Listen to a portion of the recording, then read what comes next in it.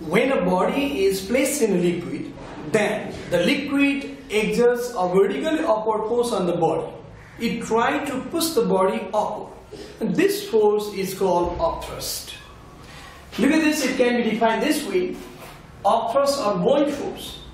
A body experiences a vertically upward force in the liquid called upthrust, or the same is also called buoyant force.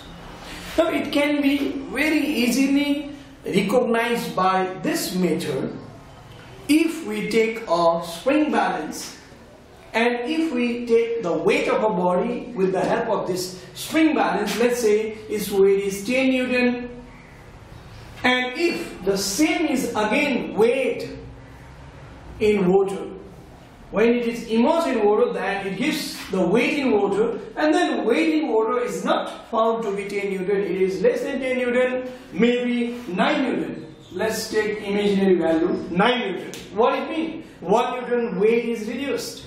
Why 1 Newton weight is reduced?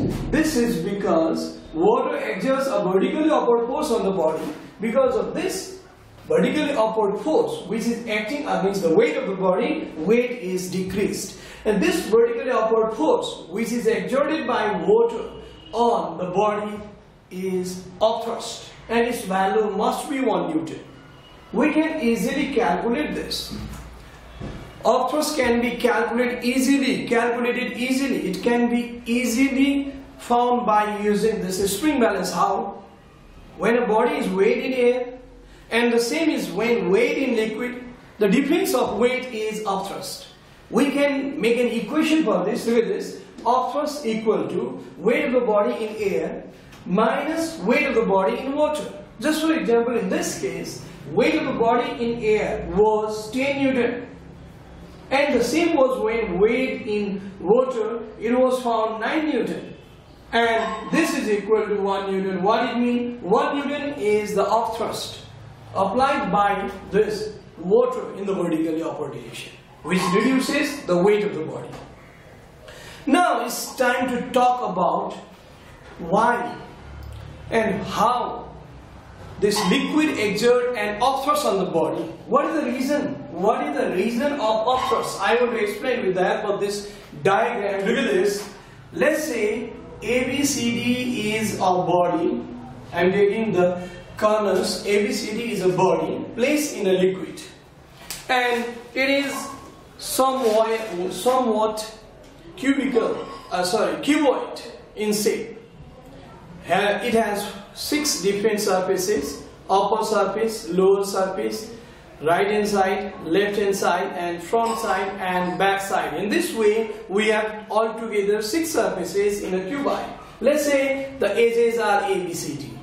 Now we can expect that the pressure on AD and BC are equal. Pressure on this side and this side are equal. Why? Because these 2 surfaces lie at the same depth from water surface. That's why pressure is equal. And as we know, pressure equal to force by area. If pressure is equal, then we know that its area is also equal. Area of this surface and area of this surface, surface AD and BC are also equal. If these 2 quantities are equal, then force acting on the surface AD and force acting on the surface BC are also equal. Because P equal in both cases, A equal in both cases. That's why force acting on the surface BC and force acting on the surface AD are equal but opposite. They cancel each other. That's why resultant force becomes 0. But there are other surfaces also. I'm talking about all the surfaces.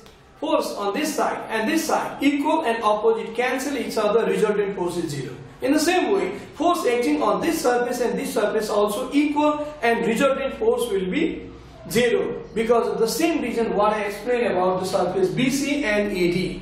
But the pressure acting on the upper surface and lower surface is not equal. Look at this, upper surface AD lies at less depth of liquid. That's why pressure on AB is less, but pressure on CD is more because it lies at greater depth. That's why. Again I am talking about pressure equal to force by area. Pressure is more on the surface CD, but area of CD and AB are equal. Area of AB and CD are equal. Even after being equal area, why pressure is more on the surface CD than that of the AB? The reason is it is force. Because of the more force acting on the CD, pressure on CD is more than AB. If we take F1 as a force acting on the surface AB and F2 as a force acting on the surface CD, then F2 is greater than F1. And since the resultant force of all these forces acts in the vertically upward direction, this is upthrust. This is the region of upthrust. That's why we can write one equation also. Upthrust is equal to force acting on the surface force acting on the surface CD. That means force acting on the lower surface minus force acting on the upper surface, that is F1. This way we can calculate upthrust by using this equation also. This is one equation related with upthrust. This is another equation related with upthrust. Thus, what I explained just now, what is the reason of upthrust? This is theoretical explanation. And just before this, what I told you, what is upthrust? How can we measure upthrust exerted by a liquid on a body?